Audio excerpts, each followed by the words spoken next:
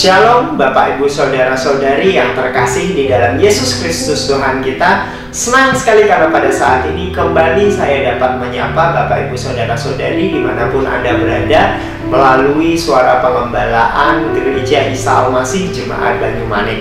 Dan pada saat ini seperti biasa kita akan bersama-sama merenungkan firman Tuhan yang saya ambil dari kitab Ulangan pasal yang ke-6, ayat yang ke-17 dan ayat yang ke-18. Firman Tuhan berkata demikian: haruslah kamu berpegang pada perintah, peringatan dan ketetapan Tuhan Allahmu yang diperintahkannya kepadamu.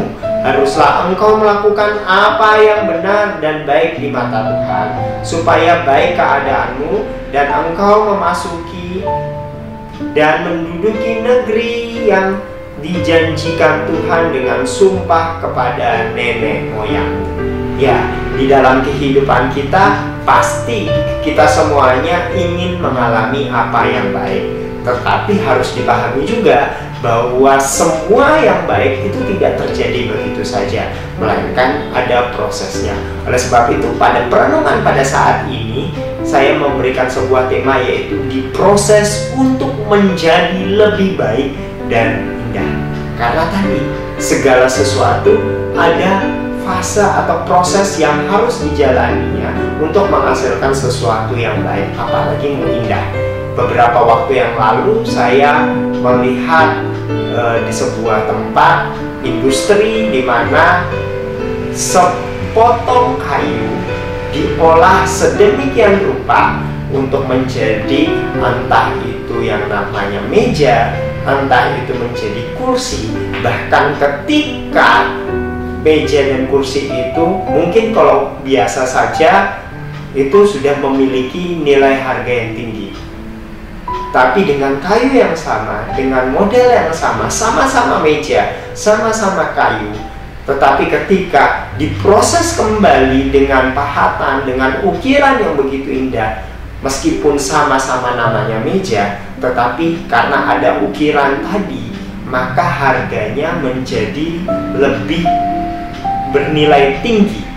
Demikian juga di dalam kehidupan kita. Ketika kita dipanggil untuk menjadi anak-anak Allah, tidak bisa dipungkiri bahwa sebelumnya kita sudah menjadi bagian orang-orang yang hidupnya selalu gemar melakukan yang namanya kecemaran dosa. Dan ketika Tuhan memanggil kita, tidak serta-merta kita langsung hidup seperti atau serupa dengan apa yang Kristus inginkan terjadi di dalam kehidupan kita. Sama seperti umat Israel tadi, mereka adalah umat pilihan Allah yang dikhususkan dan dikuduskan. Ketika mereka dipanggil, mereka tidak langsung hidup taat setia kepada Tuhan. Bahkan Alkitab mencatat bagaimana bangsa Israel hidup jatuh bangun di dalam iman mereka. Sehingga kitab Ulangan ini mengingatkan mereka, menjadi sejarah tertulis bagaimana Allah mengingatkan umat Israel untuk ingat segala ketetapan yang sudah diperintahkan kepada mereka untuk dilakukan. Karena dengan mereka melakukannya, mereka akan mengalami apa yang baik. Nah, manusia sering kali menuntut apa yang baik, apa yang baik, apa yang baik. Tetapi mereka lupa bahwa apa yang baik itu perlu yang namanya proses. Demikian juga ketika kita mengklaim janji Tuhan, kita harus pahami apakah kita sudah melakukan apa yang berkenan di hadapan Tuhan. Jangan hanya kita menuntut yang namanya janji Tuhan saja, tetapi kita melupakan apa yang menjadi bagian di dalam kehidupan kita. Karena Tuhan mau memproses kita mengenal Tuhan, bukan hanya sekedar sumber berkat saja.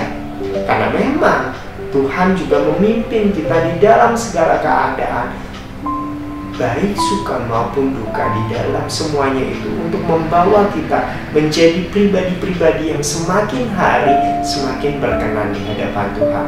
Tuhan mau memproses kita untuk jadi lebih baik, jadi lebih indah. Tetapi semuanya itu kembali kepada kita. Maukah kita diproses Tuhan? Makanya kalau kita melihat bagaimana Yesaya dengan tegas berkata bahwa semua orang yang disebut dengan namaku yang kuciptakan untuk kemuliaanku, yang kubentuk, dan yang kujadikan.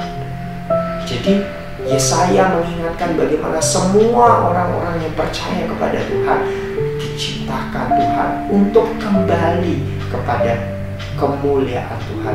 Bukan kita yang menjadikan Tuhan sebagai sarana untuk kepuasan diri kita, tetapi kita harus menyadari bahwa saya ini ciptaan Tuhan yang Tuhan ciptakan untuk kembali kepada kemuliaan Tuhan. Karena itu segala sesuatu yang kita alami harusnya membawa kita semakin diproses untuk mengenal Tuhan lebih dalam lagi. Dan kalau kita melihat bagaimana Rasul Paulus mengingatkan kepada jemaat di Efesus, di dalam Efesus pasal yang kedua ayat yang ke-8, ayat yang ke-10, firman Tuhan berkata dengan tegas bahwa kita ini buatan Allah, diciptakan dalam Yesus Kristus untuk melakukan pekerjaan yang baik yang dipersiapkan Allah sebelumnya supaya kita hidup di dalamnya. Jadinya ketika kita diciptakan Tuhan, ada rancangan-rancangan yang indah, dan semuanya ketika kita kerjakan pasti akan mendatangkan kebaikan. Tetapi semuanya itu perlu yang namanya proses, dan proses ini tidaklah hal yang sederhana atau hal yang mudah. Kadang kita harus mengalami hal yang tidak mengenakan, tetapi dari hal yang tidak mengenakan itu kita belajar untuk terus mengandalkan Tuhan. Dari hal yang mungkin kita pandang ini tidak baik, tetapi kita belajar tetap taat, tetap setia kepada Tuhan. Kalau Tuhan memimpin, pasti hasil akhirnya mendatangkan kebaikan. Karena itu belajarlah untuk tetap hidup di dalam proses Tuhan. Jangan sampai ketika kita diproses Tuhan malahan kita meninggalkan Tuhan, tetapi tetaplah setia di dalam setiap proses yang Tuhan izinkan terjadi, karena semuanya itu membawa kita untuk menjadi lebih baik, terlebih indah di hadapan Tuhan. Dan biarlah melalui kehidupan kita nama Tuhan saja dipermuliakan. Kiranya Tuhan Yesus memberkati kita semua.